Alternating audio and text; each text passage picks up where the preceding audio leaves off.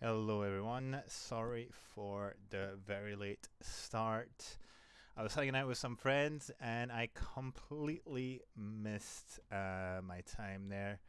Hope you guys are doing well. I am Mascot, your host as usual. And we're going to talk about first week of Group Stage Worlds 2022. And what a group stage has it been for, I'd say, most region. We're going to talk about this in a few seconds, obviously, with NA heavily underperforming so far. Hasn't been great for them here. But LCK, LPL, and LEC having very comfortable games, I would say, for most of them. We'll have a look at the rankings, obviously. We'll talk about Fnatic and how much they're, I'd say it's fair to say, going over expectations so far and topping their group with T1 and EDG. And make sure to stay until the end as I will be talking about the giveaway results. So thank you guys for participating. The giveaway has been drawn like a couple of minutes ago, so I'll be giving you guys the result at the end. So yeah, let's dive right into it, guys. So far, group stage week one. Those are the standings. What we have today. Group A, we have a three-way tie between T1, Fnatic, EDG, Cloud9, 0 and 3. Group B is a bit more stretched out as GDG has a perfect score 3-0 right after Damwon Kiana 2-1, G2 1-2, and Evil Geniuses 0-3. Rogue topping their group in Group C. Perfect score. Well done to them. Very impressive performance, especially against the likes of DRX and Top Esports. Top Esports so far only a 1 win against GAM Esports, who, a bit like NA, has themselves a no-win scoreline of 0 and 3. Group D, I think it's a bit of a surprise to see Genji not topping their group so far. RNG are the one with the perfect 3-0. Genji come in second. NA not even able to get a win over the Flying Oysters, losing against Seafood. So that's a bit peculiar, but nonetheless, 100 Thieves, just like it's NA Brethren, 0 and 3. Going over each of the groups. Obviously, Group A we'll talk a bit more in detail, I think, obviously, when we talk about Fnatic, but probably the closest group that we have so far. I think when we spoke about it, sorry, I'm removing my shoes as I'm talking. I've literally just arrived. But yeah, as when we spoke about the group stage last week, I was saying that there was pretty much um, not necessarily a single group of death, in my opinion, that all groups could have been major upsets. And, well, I think after this week one group, we have a bit more visibility on what or where actually each group stands exactly. We have Group A, which again is the closest one so far, where it's a circle of everyone beats everybody. So Fnatic beats T1, who beat EDG, who beat Fnatic, and then Cloud9 just gets hit by everyone in pure NA fashion. Um, what I will say very quickly, not to delve too much on Fnatic's performances, T1 looked really strong at the start when the first game against EDG, where they slapped them in record time, I believe. Um, Let me check again. I have 22 minutes in my mind, but I'm probably wrong. T1 versus ADG. It is 22 minutes. There you go. Pretty much 33. It's 22:51. But um, we were expecting obviously to be the big banger of Group A, and T1 was very decisive throughout the game for you guys who've seen it. All the fights pretty much went their way, despite. I mean, I think it's fair to say that the compositions were, in my opinion, in favor of ADG. I like the Ornn and the Azir pick, a lot of scaling. You can debate if the Vi has its place here, but against Fiora, Lee Sin, Akali, I think, in my opinion, EDG had the easier comp to execute overall. But T1 had a very solid early game, which they snowball very quickly at Faker and Guma on his Sivir. Having the Yumi, obviously, that's that's going to be an eternal debate, but they managed to get a very convincing win. So obviously, when they went against Fnatic, we're a bit scared. Obviously, Cloud9 is a bit of the ugly duckling in this group. They they just didn't do anything. Especially the game against EDG. They just let EDG play their game and they rolled over and died. So I was definitely quite disappointed in this. I was hoping that as the first seed of NA that they would show a bit more competition. But Group A definitely feels like a free team group so far. With that said, moving on to Group B. Well, as expected, JDG tops the group, number one seed from LPL. Um, Damwon second, G2 third, AG fourth. If actually, let me have a look at my crystal ball pick. Well, not well, just at my pick'ems. I don't know why I said crystal ball, but at my pick'ems, I have them in this order so far. So I think it's pretty reasonable of a group. Um, G2 got absolutely slapped by um, Damwon in a very similar fashion, you could say, than the previous times they faced Damwon. They got that magnificent shuffle from Showmaker in that top river. And I mean, I'm a bit disappointed in G2 because they've been putting, what's his name, Flackett on um, what's the name of this champion? Seraphine duty. And I personally think that they're shooting themselves in the foot by doing this. Um, I I think that they need to put Flackett on a more aggressive pick. I don't think that by putting him on a supportive, even though you're building him AP, you're gonna enable the rest of your lanes. On their win against EG, who did they play? Philios. Even though it's EG, I don't care. It's like if you put him on this, you enable him. Like Flackett might not be the best ADC in the world. He's not a Viper. He's not an Upset. Whatever. But I'm sure he can play. He can play the Aphelios. He can probably play at Tristana. He showed like quite a lot of good stuff on there too. Um, Stop putting him on a Seraphine. Like it doesn't contribute enough on the Seraphine to do anything. Even on the what's her name? On the Caitlyn. Like on the Caitlyn, he did much better. He did much better. It was caps on the Seraphine this time. But he did much better.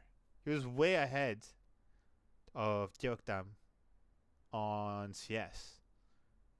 And it just took that disgusting team fight on the top lane to pretty much seal the deal. But I think you need to trust a bit more in Flacket, you know. So I personally think G2 is still able to make it out of Group B, but they need to take the finger out of their asses and really draft better comps, you know. And don't be afraid of putting Broken Blade on Maokai, on Ornn if needed. I don't think they've put him on that type of champion so far. Or they did put him on the Damwon game. Okay, that's my bad then. But then they put him on Fiora, and then he pulled out his Darius. I mean, yeah. I mean, there was the bug that happened on the last team fight, so I don't know how much that could have impacted their game against JDG. They did, I'd say, well enough against the caliber that JDG was. Evil Geniuses didn't do too bad against JDG, but Evil Geniuses has the NA syndrome of just not being able to close a game. So as long as this happens, they're not gonna. I mean, so far NA hasn't even gotten a second tier 2 turret. It's bad enough to lose, but even in the games where they looked somewhat competitive, we were like, okay, wait, they might have a chance.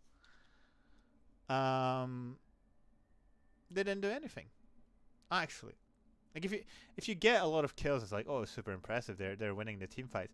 You're not getting anything on the map. Well, you can win all the team fights in the world. You're not getting objectives.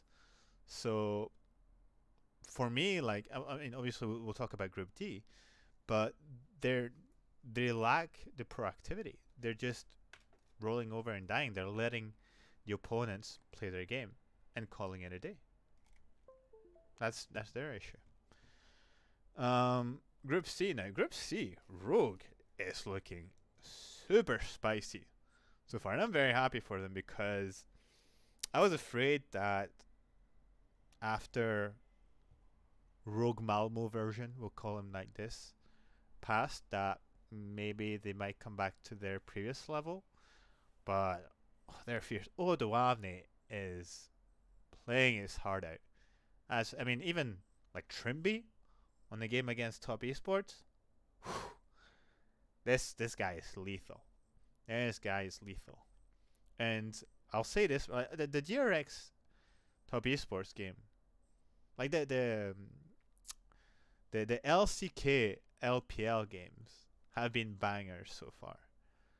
And to see LEC teams like Fnatic, Rogue, tango with these guys, it's super exciting.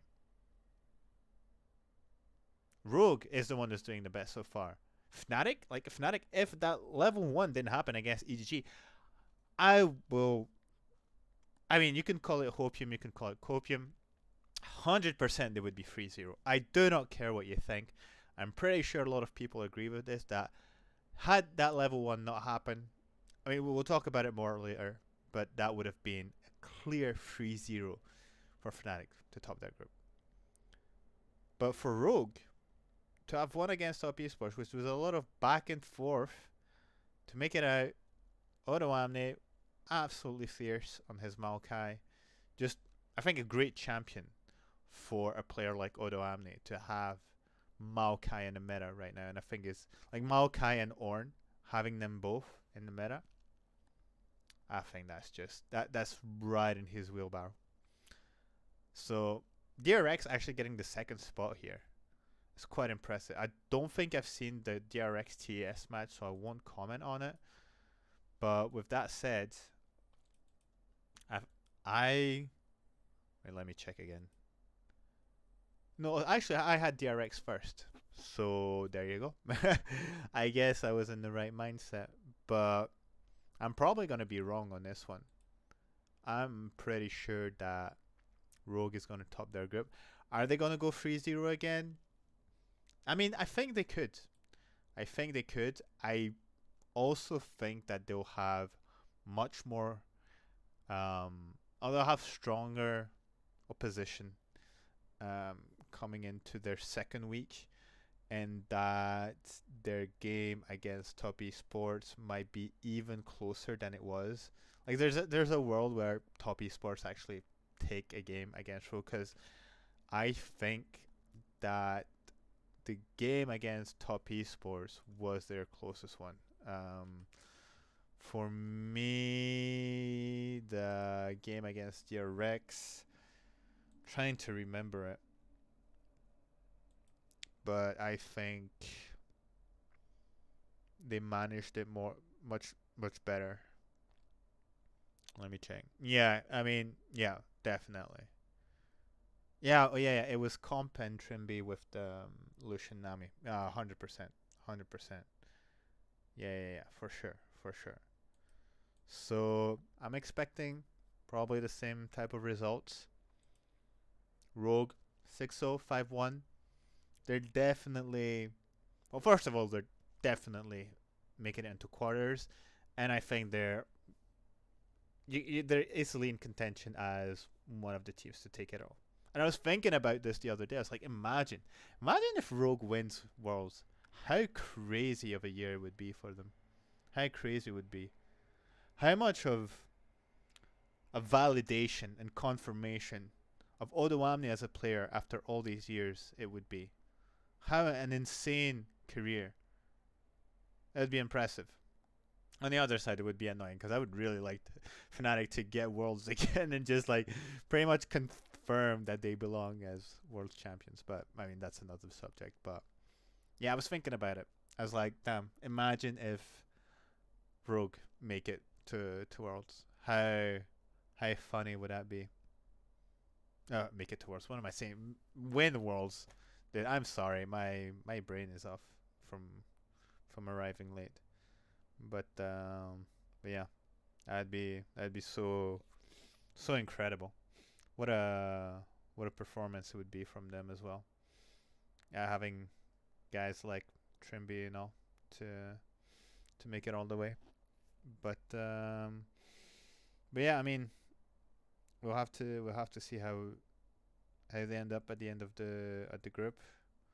Again, I'm pretty confident for them to make it all the way. So we'll see. We'll see who they face in quarters. Yeah. Final group, Group D.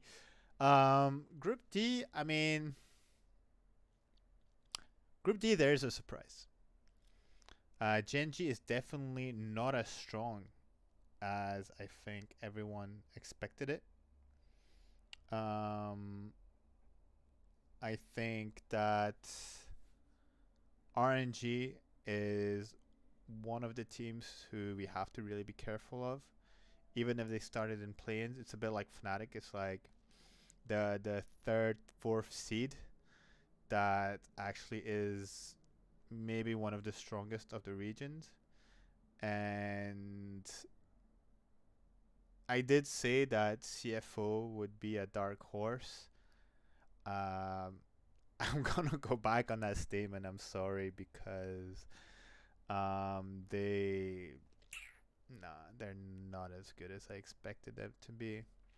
I mean they won against 100 Thieves, but I had predicted them to win against 100 Thieves. 100 Thieves is probably the worst team of the tournament. You know, all NA things considered, I think they're the worst team right now. And but at the same time, I don't think CFO is in a situation where they can take a game off of RNG or GNG and play spoilers. If there's really a game they can take off of one of these two teams, could be GNG, because GNG hasn't been clean at all. They were really close of losing against 100 Thieves, but again, no tier 2 taken. So was it really close? Not really. You know, when you consider all the elements in there, not so much, not so much. So those are the groups so far. I think the way it is right now is telling us at least which teams are going to make it out. Um, I think Group A, we're probably looking at T1 Fnatic making it out. Um, Group B, unless G2 starts to wake up and do some stuff with their draft, it'll be very complicated for them to make it out. Rogue probably topping their group. GRX looking in better shape than TS, so might be a tiebreaker between the two. We'll see.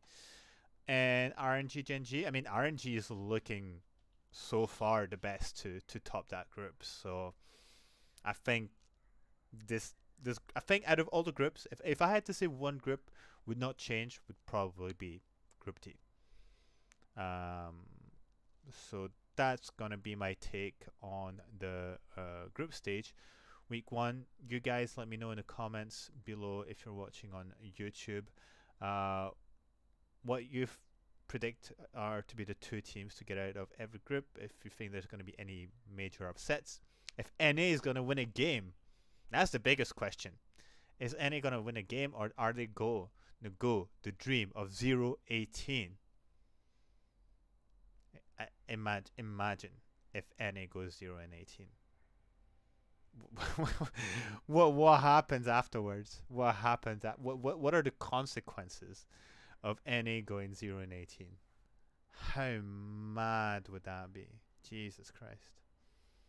But yeah, you guys let me know. Comments below what you think.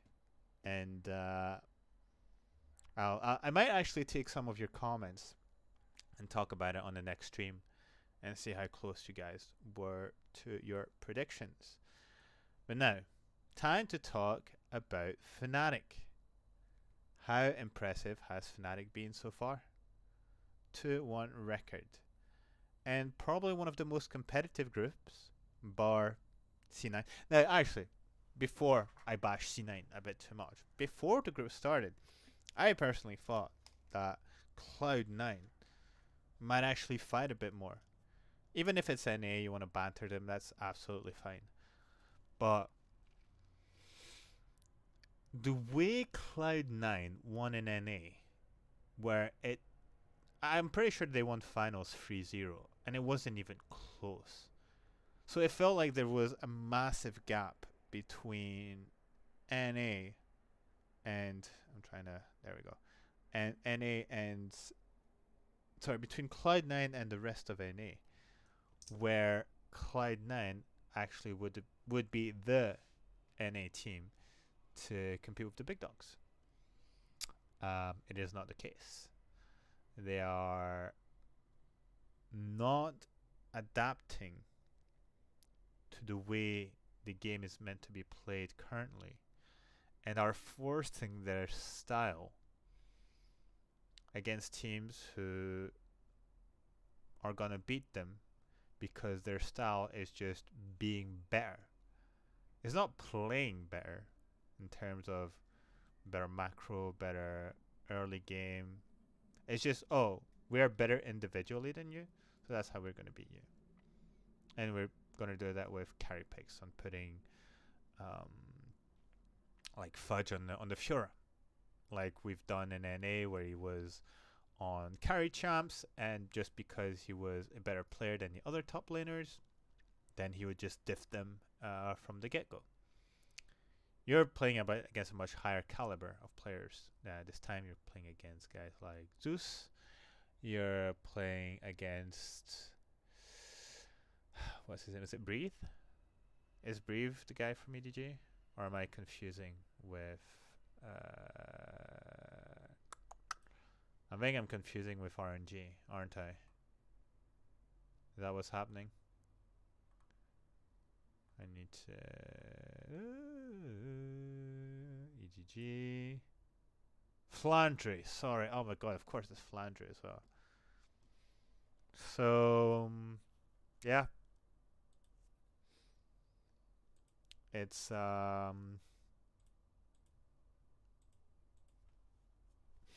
it's another caliber of player than what you're getting in NA, basically. Um,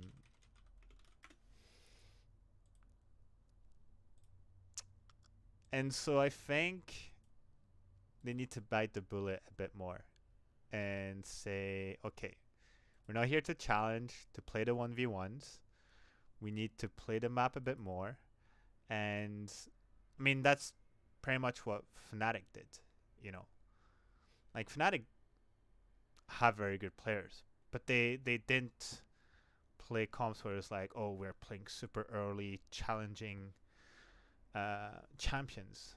It's instead, we put the Ornn for Wunder so we can have more impact into the late game. Um, we're putting scaling champions like the Azir, the Aphelios, and in the end they played super well. The Cloud9 game looked a bit complicated in the beginning because they were getting a few kills, and we drafted for late game. So late game means giving a lot of space to the opponent and also, biting the bullet in terms of maybe CS, map pressure. We died a few times here and there, but then we got that big team fight in the mid lane, which really turned around the tempo. What I will say about this, I don't know if you guys realized, is that we still managed, despite this whole situation, to play a very, I don't know what would be the right adjective here. Would it be calm, conservative? Basically, not a crazy early game where we're like, we know our team comp, and we know it's not the right moment to go in, dive, because they're stronger in that stage of the game, and instead just scale, farm, try to get maybe some trade some neutral objectives, and then explode once we get to 1-2 items. And the moment where they have that team fight in the mid lane where they send the Maokai ult and the double TPs, that's where they finally have their mythics, they're starting their second items, and they're able to make a big change. Obviously, Humanoid brings in one of the most beautiful shuffles with his Azir. Shurima shuffles and grabs a second kill. And then onwards, like, apart maybe from that Drake fight where it was a bit all over the place, we were just in control of the game. So for me, that's already a very good sign of how well we're playing. Because my fear for that game against Cloud9 when we drafted was like, we have strong champions, but it's a very late game comp. Now, thankfully, Cloud9 just does nothing in the early game, so they lack that proactivity to punish a scaling comp. And instead, they're like, oh, we're just going to farm. Oh, we got a kill here and there. That's good. But they don't do anything further. There's no pressure. There's nothing. There's no like trade to maybe try to get a couple of summoners and then get Blabber to come back into that lane, get some kills, get some plates. None of that happened in the game. So Fnatic was just free to scale the whole time. And then when it was time to execute, well, we had the stronger pieces, and we just had to click some people, and that was it. Now, if we're talking about the game against T1, I'm not going to say handed the win, but I was very surprised on... Well, actually, no. I think in hindsight, you're like, what is Honor doing? But I think if you're any jungler, you see... You manage to invade. You manage to take the red buff. Enemy jungler is low HP. Enemy bot lane is low HP. I think anyone goes for this. Now, the thing is that Honor did not expect. The madness that goes into Razork's head is like, do you know who I am? I'm the number one Fokita in the world. I will just flash dash and bring my team on you. And that was genius. That was genius to have the absolute balls to go in when Owner is full HP and you're like, it doesn't matter. We're just gonna pile onto him. Hilly, of course, who's the craziest of them all, flashes over the wall when he's like 10 HP to help in. 2-for-1 kill. And then from there on, it's like, well, the Lucian's fed. He has double buff. The invade from Owner has completely been smashed. And now there's more agency for the Poppy to recover from that stolen buff. But with that said, T1 could easily come back. I mean, it's just 2 kills. It's not like the end of the game. But again, what made the specifics about the win against T1 was our composure. When you know that we've always been a very aggressive team to go in at whatever the cost, I think the game we've displayed here with that early kill, Humanoid, I mean, his Azir has been absolutely insane so far. Razork, I think, who's clearly was the MVP of this game. I mean, his Poppy is just crazy, and against a lot of go-in champions like the Jax or the Akali, to have the steadfast present is super vital. And people were questioning like Wunders going on the Aatrox. What the hell? I think it's absolutely fine. The performance he had, he did intake here and there, but overall he played his lane super well against Zeus Jax. When you see how Zeus plays against Flander, who was on the Ornn, I think that was just very impressive from Wunder. So T1 game was just a very nice showcase overall. There were a few like squabbles here and there. What I was surprised is that, and I don't know if it's the way T1 plays the game, but it feels like when T1 is behind, that Faker wants to be the guy to come back in. There's one moment where Fnatic's doing enemy gromp, and he decides to dive in. There's like 3 people, and he feels like he can maybe outplay this moment. He shuriken flips Razork, and you're like, there's no way he's going to go back in, because right behind Razork, there's Upset. He goes in, gets stunned against the wall, and Upset can just do the Lucian combo, and he gets exploded. So I'm not too sure really what happened there. If it's just like mental boom on the side of Faker, which is a bit strange. I always thought Faker was someone who had a lot of composure, but I guess like everyone, he has his weaknesses. There we go. So maybe that's something to think about on our return game against them.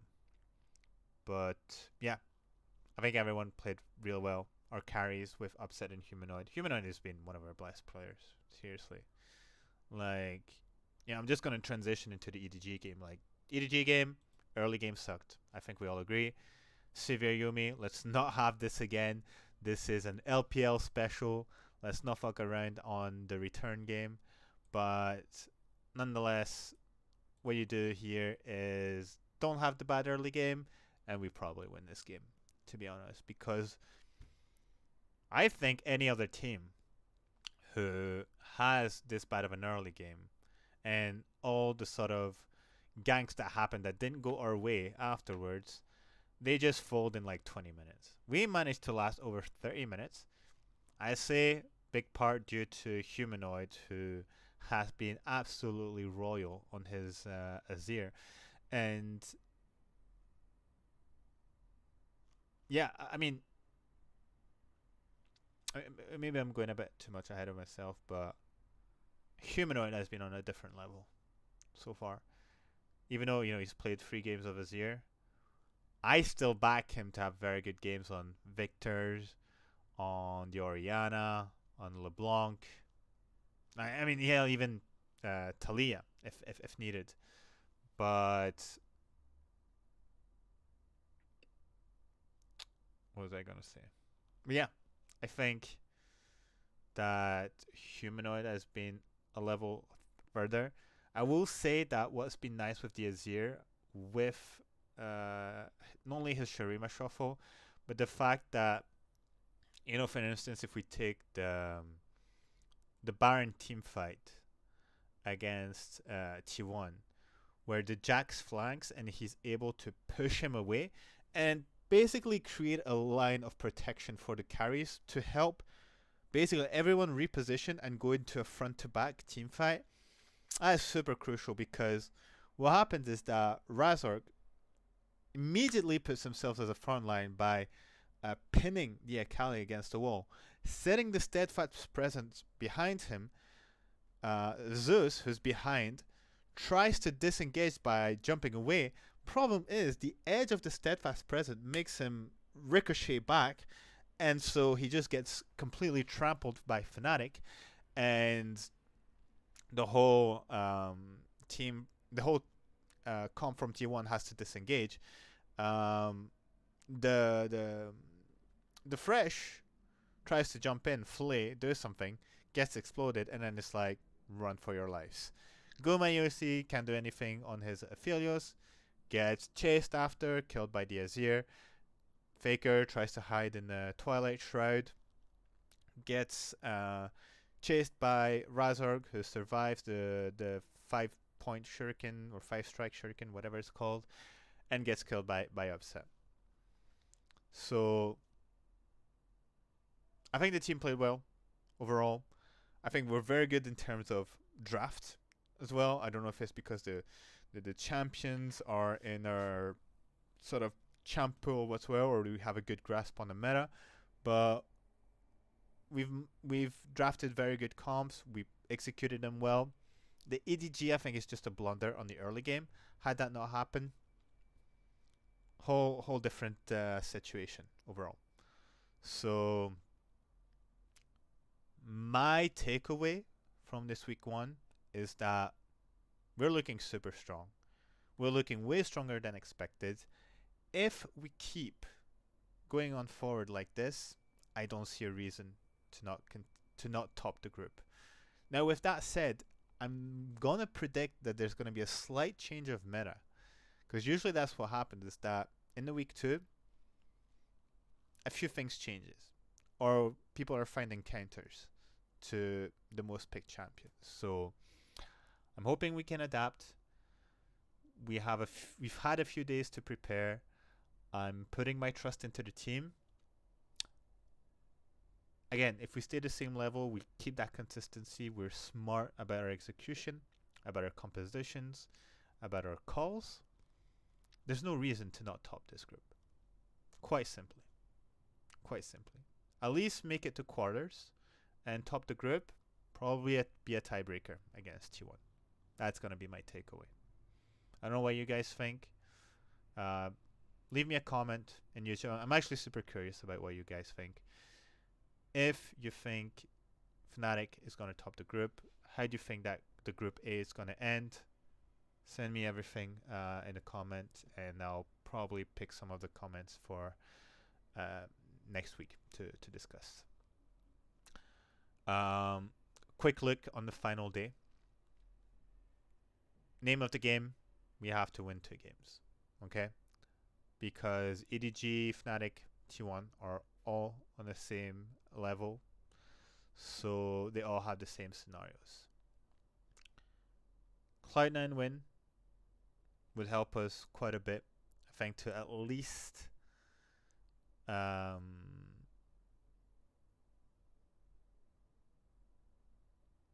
actually no, let me see. Okay, I was reading the wrong one. The Cloud9, so it'll have to be Cloud9 win. And then if we win against T1, pretty much certifies us out of group. 3-0 obviously would be best of worlds, but that's gonna be the main objective. Um, as you can see, the schedule will be starting. We're basically doing the 3 games in the first 4 games. So Cloud9, T1, and then EDG. Everything will be done roughly around, I believe it's midnight European time. So yeah, if you guys are able to stay up, if Fnatic goes 2-1, you can go to sleep knowing that we've probably made it out of groups. If we go 3-0, you can have the best dreams in the world. If we go 1-2, you're gonna have some nightmares. So again, I'm pretty confident. Maybe I'm jinxing it, but screw it. I think you can put some trust into that team, what they've been capable of doing so far, and the level they've showcased. So I think we need to snowball, continue that. You know, we're actually one of the favorites of the tournament, and go as far as possible. I mean, when you think about it, there's a bit of reflections of what happened in 2018. You know, Fnatic going 2-1, only losing to the LPL seed, looking like one of the favorites, being super clean in the execution, playing Aatrox top lane. Yeah, but I'm super proud of the boys so far. Like, I could not ask for more.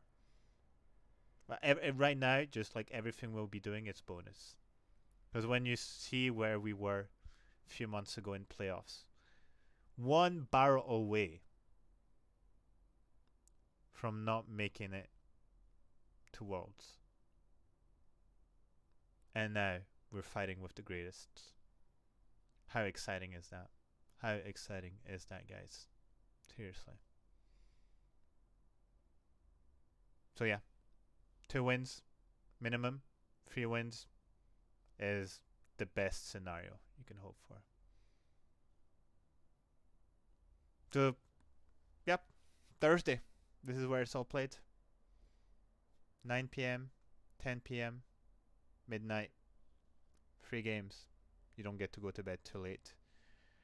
And we see if Fnatic fulfills its destiny. Alright, guys. One last thing to talk about. Actually, I have... Give me a second.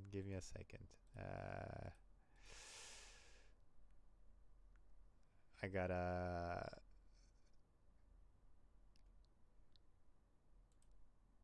do something. Gotta declare our giveaway winner. So if you'd please give me some drum roll. There we go. Hey, wait, I gotta put a little music. Wait. There we go. Congratulations to It's Hani TTV, aka Hani, for winning the giveaway. You are the happy winner, lucky winner of a 2022 Fnatic Birthday Edition jersey. I hope it's not too big. It might be big, but anyway, I'm gonna contact you at the end. This music's probably too loud to hear me properly. I'm just gonna, there we go. Bring it down a little notch. But well done to you for winning that. I will be contacting you through Twitter DMs to get your address so I can send you this as soon as possible. So I don't know if you're watching this right now, if you'll watch it on YouTube, but congratulations. Thank you for everyone who participated. We had over 50 participants, which is way more than I expected. I didn't even think we'd get 20, to be honest, but thank you guys for taking part in this. I enjoyed it. I probably will do more, possibly next year, I think.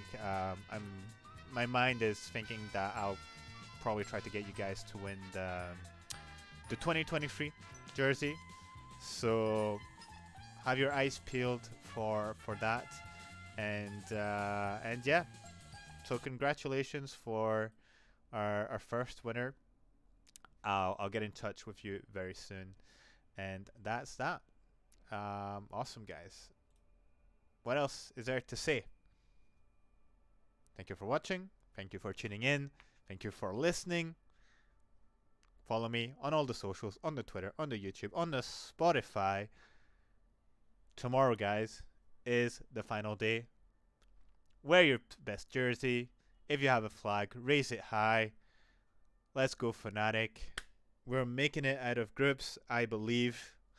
I'll see you guys next week. Is it going to be a Wednesday? Is it going to be a Thursday? I don't know. I have no idea how the schedule is working so far. But there will be a next episode to see if we have some good news for after this week too. Guys, take care. I'll see you next time. Always Fnatic. Bye-bye.